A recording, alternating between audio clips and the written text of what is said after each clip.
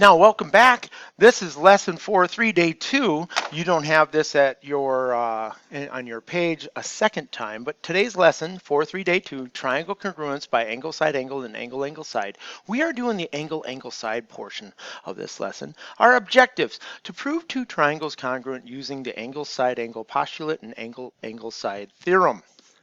Now, when I'm working with this, got to keep in mind that I have theorem for 2. Theorem for 2, angle, angle, side.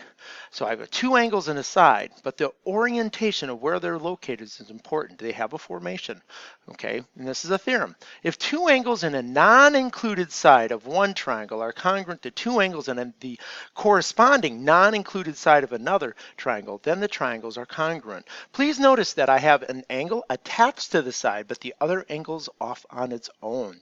This is a non-included side. This is the non-included side, an angle off on its own and an angle attached.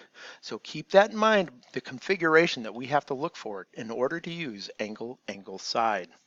Okay, so if this is true and I can show that A and D are congruent and angle B and angle E are congruent, and then segment AC is congruent to segment DF, then I can prove the triangles are congruent. So let's just get into this with a theorem.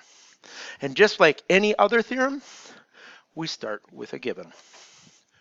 So in step 1, angle A is congruent to angle D.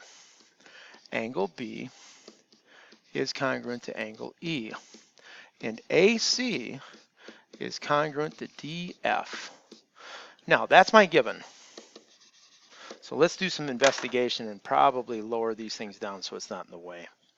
So A and D are congruent. So I'm tapping those out. B and E are congruent, and they said that AC and DF are congruent.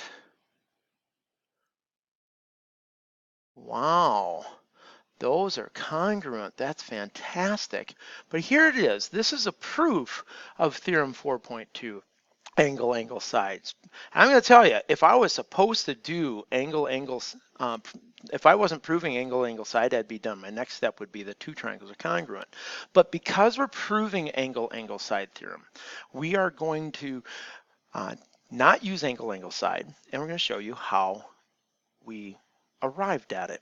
So I know because A, B are congruent to D, E, respectively, I've got two angles in one triangle congruent to two angles in another. So I can now use third angle theorem in step 2. I've got third angle theorem, angle C is congruent to angle F by third angle theorem.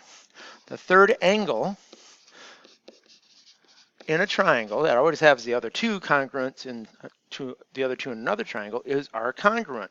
Because I have the third angle theorem there, I now can prove these two triangles by using angle, side, angle. 3. So I've got triangle ABC congruent to triangle DEF because of angle, side, angle congruence. And because they're congruent automatically with angle, side, angle like that, through third angle theorem, I can just say, hey, you know something? Angle, angle, side is good enough because all we need to do is do one more thing and we have them congruent anyways. So let's move on to our next proof. So we got this going on. And again, any proof I start with my given.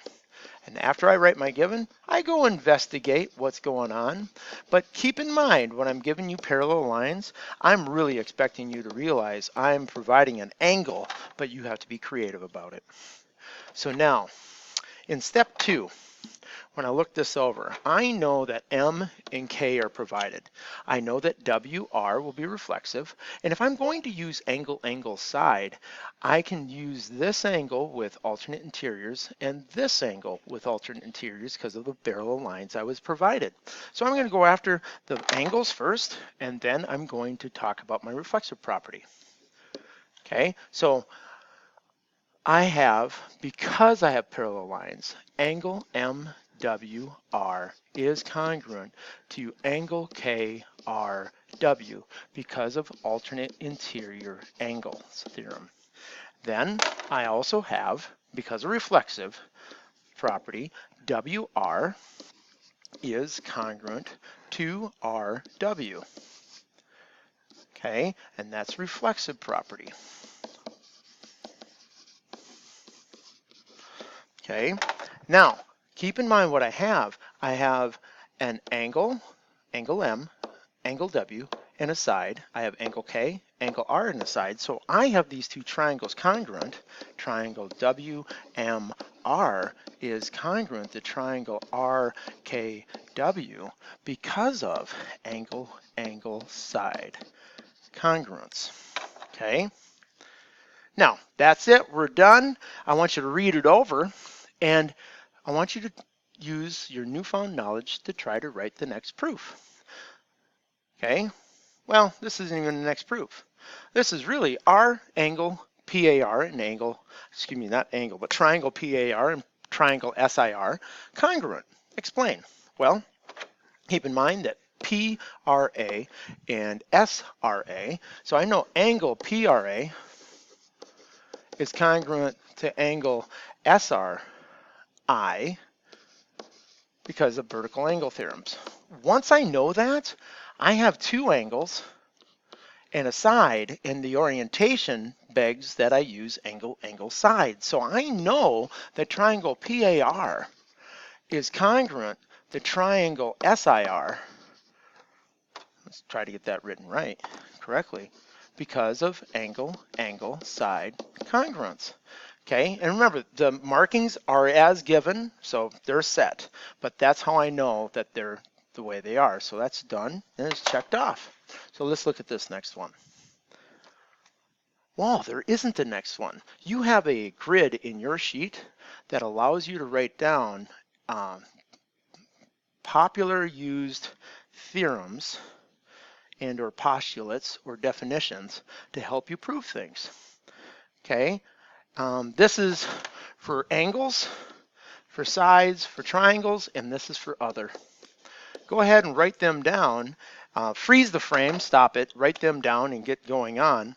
The next thing that we're looking at is for you to, write those down in your triangle, angle, sides, and other, but those are the things you should be learning today, and also check off the things you know in the back of your front cover to see what's going on with your formal scale. I hope things are going well, and I hope you're having a fantastic day. Remember, if you have questions, locate your local geometry teacher and talk to them. Have a great day.